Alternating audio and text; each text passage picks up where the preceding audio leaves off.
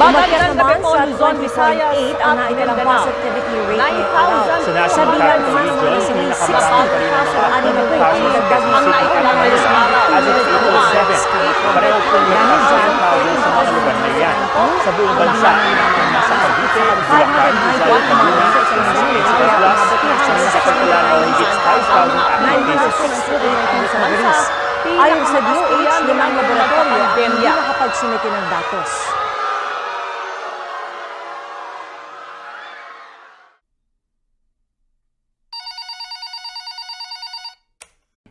Hello? Hello? Hello? Hello?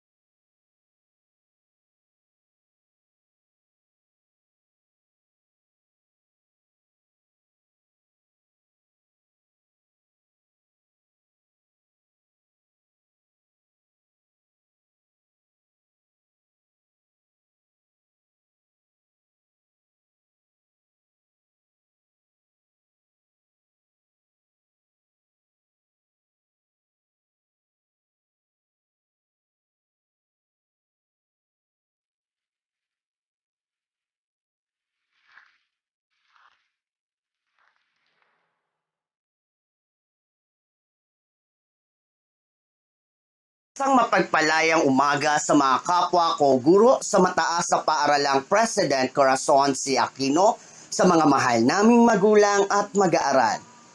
Inaanyayahan ng kagawaran ng Filipino ang bawat isa sa atin na ipagdiwang ang taunang buwan ng wikang pambansa na may temang Filipino at mga katutubong wika sa dekolonisasyon ng pag-iisip ng mga Pilipino. Kaya naman, ipagdiwang natin ang buwan ng wika ng may makasaysayan, masaya at makabuluhan kahit tayo ay nahaharap sa pandemya. Muli, maraming salamat sa pakikiisa ninyo sa aming pagdiriwang sa mga susunod na araw. Magandang araw sa inyong lahat. Nais kong batiin ang lahat sa pagbubukas ng Buwan ng Wika para sa taong ito na may temang Filipino at mga katutubong wika sa dekolonisasyon ng pag-iisip ng mga Pilipino. Lubhang mahalaga ang papel na ginagampanan ng wikang Filipino at mga wikang katutubo upang pag-igtingin ang pagkakaisa ng mga Filipino. Di nga matatawaran ang kahalagahan ng kasaysayan ng ating mga ninunong nagbuwis ng buhay para sa kalayaang tinatamasa natin sa ngayon. Sa panahon ng pandemya, ibang hamon ang ating nararanasan sa kasalukuyan. Maliban sa hamon sa ating kalusugan, naririyan din ang mga isyu tungkol sa ating kalayaan, pananamantala ng mga dayuhang bansa sa ating likas na yaman, at ang mga iba't ibang alalahanin ni Juan de la Cruz sa kanyang pang-araw-araw na buhay, tulad ng pagkain, tahanan, trabaho at iba pa. Dapat din nating palayain ang ating mga isipan mula sa mga alalahanin sa mga panahong ito na patuloy nating nararanasan sa kasalukuyan. Bilang mga kabataan, nasa inyo ang desisyon kung paano kayo tutugon sa mga hamon ng panahon. Sa pamamagitan ng iisang damdamin, iisang isip at iisang wika, kaya nating magtagumpay sa lahat ng hamon ng buhay. Sana ay makilaw kayong lahat sa mga gawaing inihanda ng kagawaran ng Filipino sa panguna ng kanilang OIC na si Ginoong Marco Apolonio at 10 ng kanyang mga guro. Maraming salamat at magandang buhay sa ating lahat.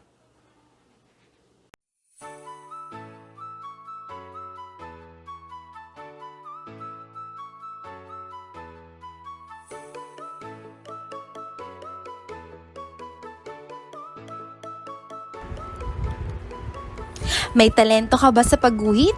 Ang patimpalak na ito ay para sa iyo. Sali na!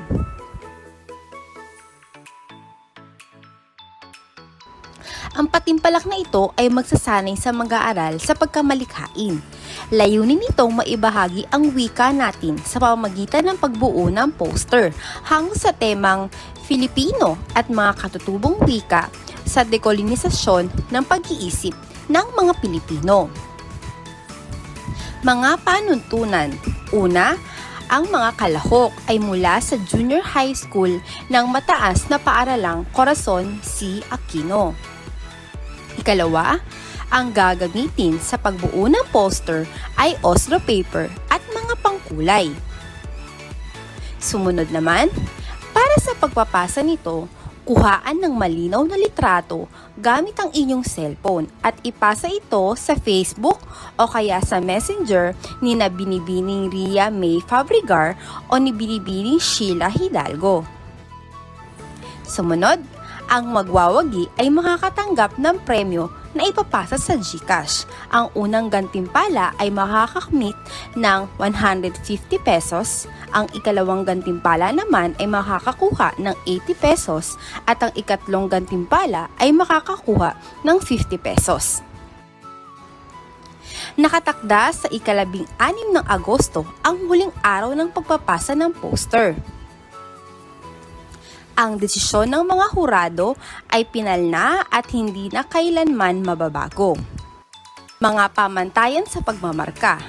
Nilalaman ay binubuo ng 30 bahagdan, kaangkupan ng konsepto 30 bahagdan, pagkamanlikha o originality ay makakakuha ka dapat ng 20 bahagdan, Kabuuan ng presentasyon, 10 bahagdan. Pagkamalikhain, 10 bahagdan. Ito ay binubuo ng 100 bahagdan.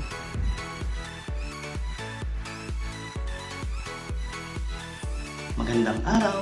Mula sa Kagawaran ng Filipino, ngayong buwan ng wika, ay ihatid sa inyo ang paligsahan sa TikTok. Tara, ipakita, katutubong sayaw, talentong okay sa camera. Narito ang mga mechanics. Una, bukas sa lahat ng estudyante ng mataas na paaralang Corazon C. Aquino. Pangalawa, ang 15 hanggang 60 segundong video ay nagpapakita ng alinmang katutubong sayaw sa Pilipinas na ginawa sa loob ng tahanan. Pangatlo, maaaring solo o may kagrupo basta siguraduhin may social distancing. Pang-apat, kinakailangang i-post sa inyong sariling Facebook at kailangang itag sa opisyal na Facebook ng Kagawaran ng Filipino, Teacher 1. Panlima, pipili ang Kagawaran ng Filipino ng 10 pinakamahusay na katutubong sayaw sa Agosto at ang 3 may pinakamaraming wow o wow emojis ang mapipili bilang ikalawang pwesto, unang pwesto at kampiyon sa paligsahan. Pang-7, ang 3 mananalo ay magkakaroon ng sertipiko at sorpresang gantimpalang iaanunsyo sa katapusan ng buwan. Narito naman ang mga criteria.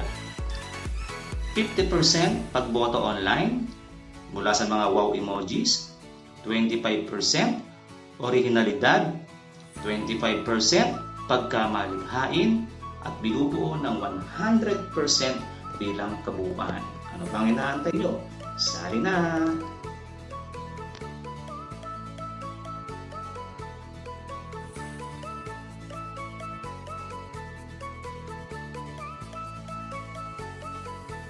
Panuntunan. Una, ang paligsahan ay bukas sa lahat ng mag-aaral ng mataas na paaralang Pangulong Corazon C. Aquino. Ikalawa, isang pyesa lamang ang gagamitin para sa patimpalak na ito kung saan ang mga guro sa Filipino ang magbibigay.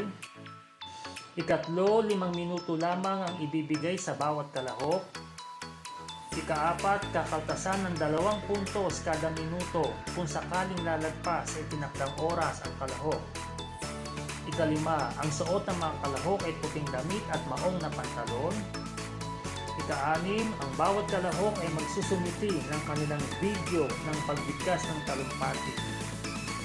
Pamantaya, katapatan sa nilalaman, 30 bahagdan. Kaangkupan ng tindig at tindig, 30 bahagdan. Kalinawan sa pagbigkas, 30 bahagdan. Panghikayat sa madla, 10 bahagdan. Kabuuan, 100 bahagdan. Ikaw ba ay mahilig magbasa at umarte sa harap ng kamera? Ngayong buwan ng wika, halina sumali ka! Sa masining na pagbasa, ikaw ang bida! Tara, sali na! Para makasali, narito ang mga panuntunan at pamantayan sa patimpalak. Bukas ang paligsahan para sa lahat ng mga mag-aaral ng mataas na paaralang President Corazon C. Aquino. Ang mga kalahok ay malayang makakapamili ng mga akda o kwentong pangsekundarya na kanilang magagamit. Ang masining na pagkukwento ay tatagal lamang sa loob ng 3 hanggang 5 minuto. Ang mga kalahok ay magsusumite ng video na nasa MP4 na format sa Facebook o Messenger ng mga guro na nakatalaga sa gawain ito. Hindi pinahihintulutan ang paggamit ng props, musika o anumang makadaragdag na elemento sa pagkukwento ng bawat kalahok maliban sa pagkukwento sa harap ng kamera. Ang kasuotang itinakda ay ang uniform ng mataas na paaralang President Corazon C. Aquino. Ang mapipiling mananalo ay magkakamit ng gantimpala. Narito ang mga mechanics sa pagmamarka, kahusayan at kasiningan sa pagkukwento, 30 bahagdan, ekspresyon ng mukha at galaw sa harap ng kamera, 30 bahagdan. Tinig at bigkas, 20 bahagdan. Kahusayan sa pagkuha ng video, ito ay dapat na malinaw at maayos, 10 bahagdan. At higit sa lahat, ito'y nakahihikayat sa madla o may dating sa tagapagpakinig, 10 bahagdan. Sa kabuuan, ang marka ay 100 bahagdan. Mahilig ka bang umawit? Tara na! Sumali ka na sa pag-awit ng kundiman.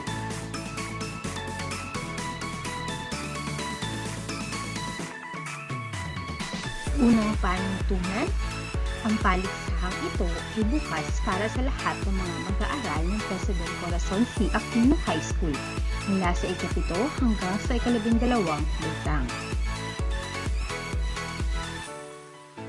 Ikalawang panuntunan, ang mga nagnanais na sumali ay inaasahang umawit ng awiting kundiman.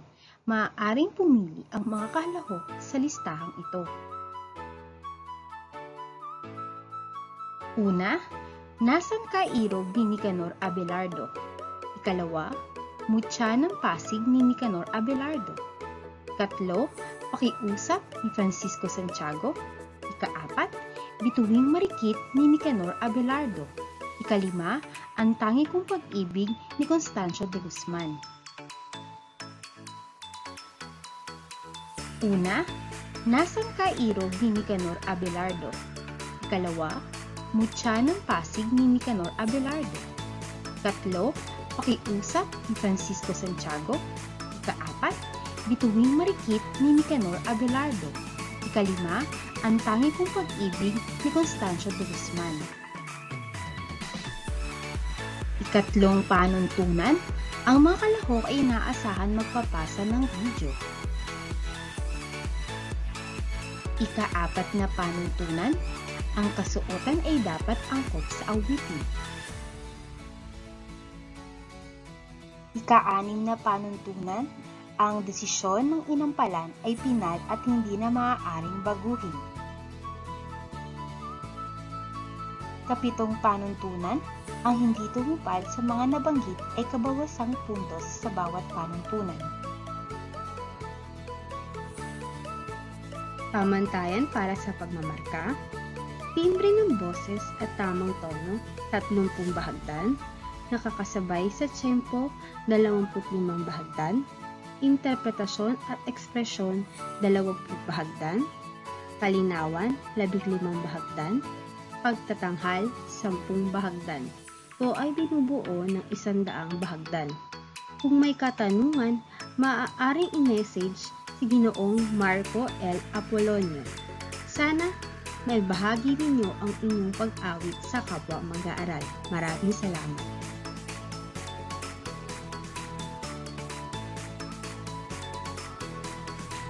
Ipamalas ang angking talento sa pagsulat ng tula at pagbigkas nito. Tara na, sali na sa Spoken Poetry ngayong buwan ng wika. Narito ang mga panuntunan at pamantayan para sa patimpalak na spoken word poetry, pang-isahang paligsahan. Ang patimpalak ng spoken word poetry ay bukas para sa lahat ng mag-aaral ng mataas na paaralang Corazon C. Aquino. Ang tulang isusulat ay modern, malayang taludturan. Ang piyesang gagamitin ay orihinal na komposisyon. Ito ay may kaugnayan sa tema patungkol sa wika. Ang piyesa ay susumite 5 araw bago ang itinakdang araw ng pagbigkas upang ito ay masuri at maribisa.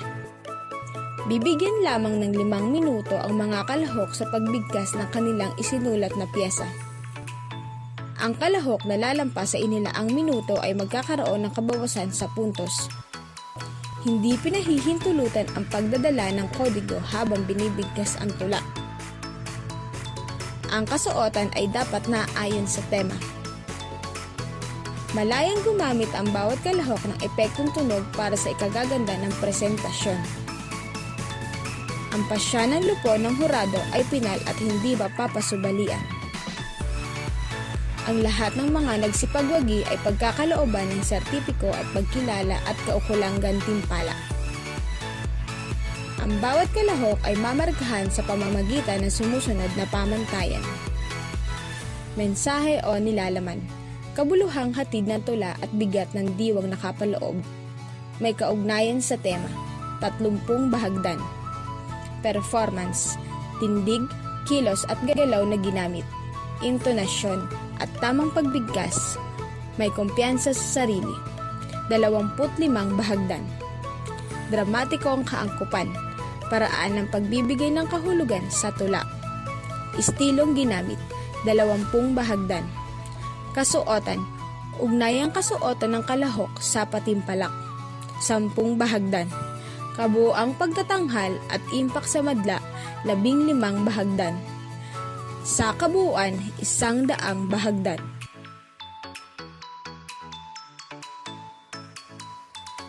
COVID, Komunidad at Video, 1 minutong pagbabalita, pampandemya vlog.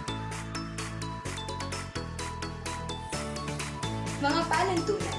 Una, ang patimpalak na ito ay bukas para sa lahat ng mga mag-aaral ng mataas na paaralang Pangulong Corazon C. Aquino. Ikalawa, ang paksa na nasabing vlog ay ang tema ng Buwan ng Wika sa taong ito.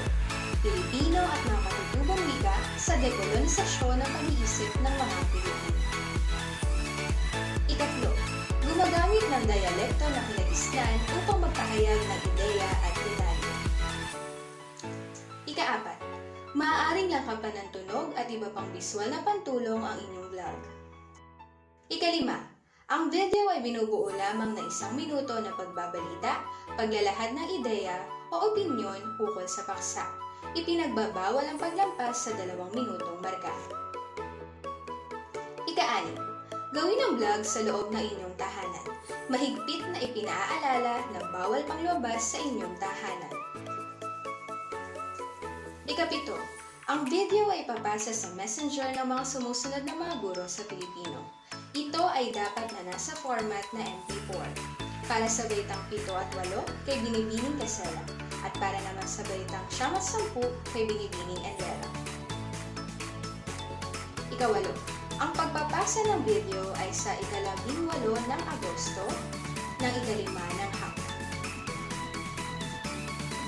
Ika-9, ang mapipiling mananalo ay magkakamit ng gantimpala na 300 pisong GCash o load para sa unang pwesto, 200 pisong load para sa ikalawang pwesto, at 100 pisong load para sa ikatlong pwesto.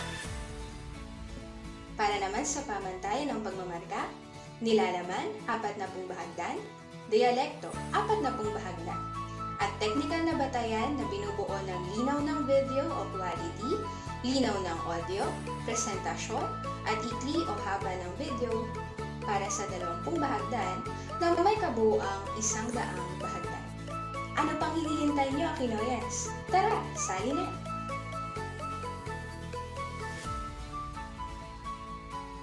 Lakan at Lakambini 2021, Kultura at Panitikan, ibihis mo. Layunin nitong maipakilala ang mga karakter sa panitikang Pilipino gayon din ang kulturang makikita dito. Bukas ito sa lahat ng mag-aaral ng President Corazon Aquino High School.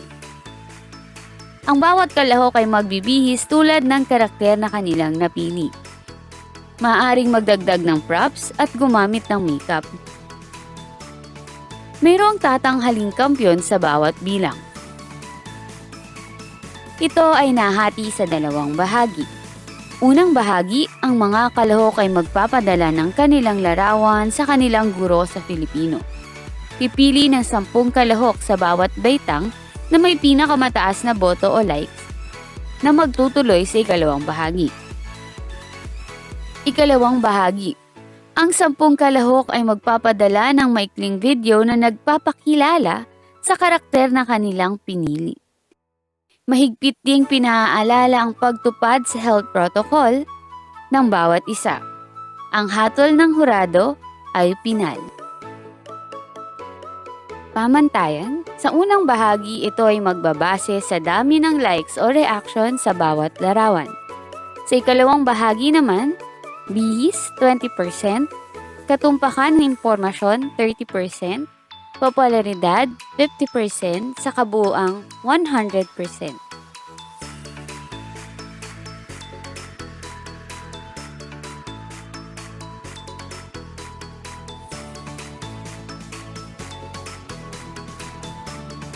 Pagbuo ng poster. Ang patimpalak na ito ay magsasalin sa mga mag-aaral sa pagkamalikhain.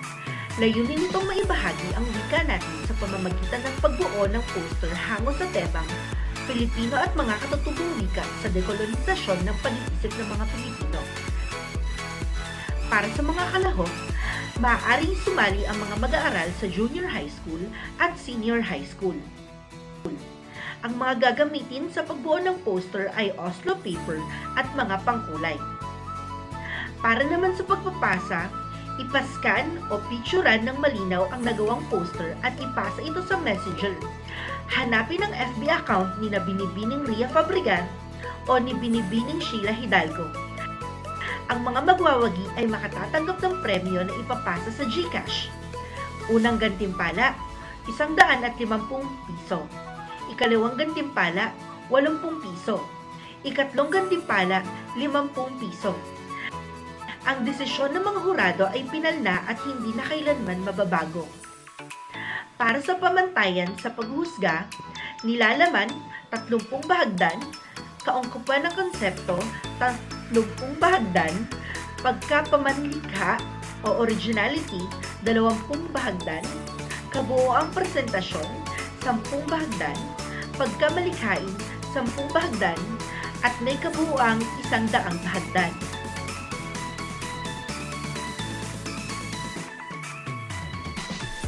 TikTok.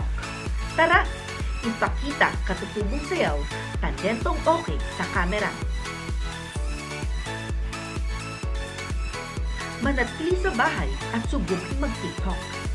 Mga mag-aaral, handa na ba kayo para sa isang pagsubok ngayong home quarantine? Sumali sa aming kauna-unahang pagsubok sa TikTok.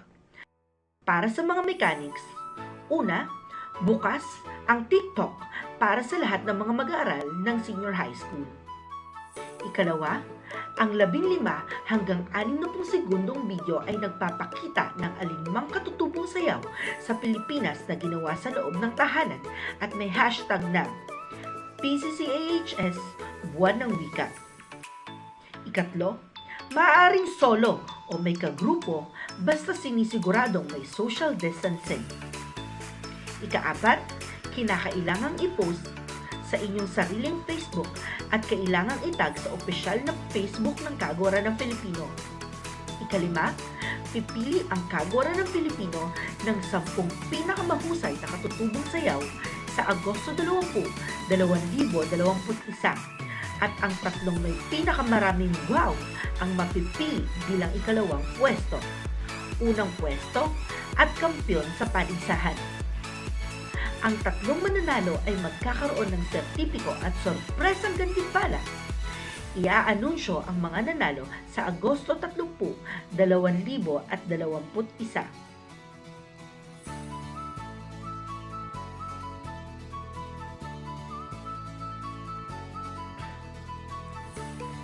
Mga panuntunan at pamantayan para sa patimpalak na COVID, komunidad at video.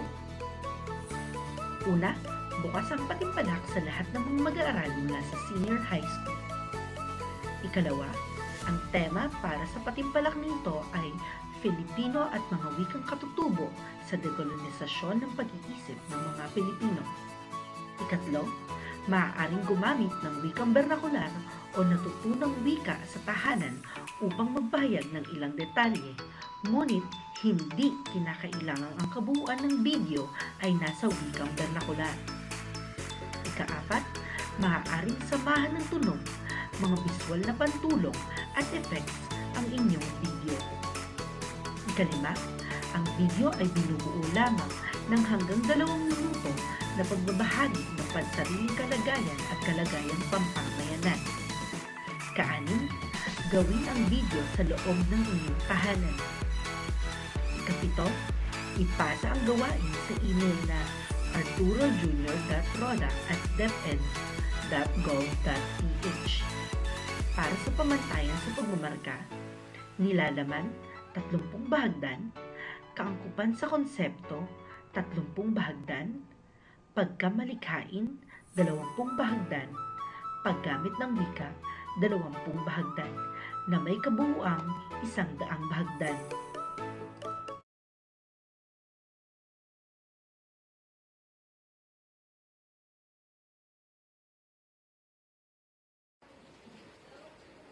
Isang mainit na pagbati po ang ipinararating ko sa ating mga kawika. Ngayong buwan ng Agosto ay ipagdiriwang natin ang buwan ng wikang pambansa. Ang pagdiriwang na ito ay hindi kayang hadlangan ng pandemya, kaya't ang kagawaran ng Filipino ng President Corazon C. Aquino High School ay naghanda ng palatuntunan na aakma sa ating kasalukuyang sitwasyon. Marami po tayong inihandang mga gawain at patimpalak para sa ating mga mag-aaral. Kaya't inaasahan ko po ang inyong mainit na pagtanggap at pakikilahok sa suporta po ng ating mga magulang. Muli, magandang araw po sa inyong lahat.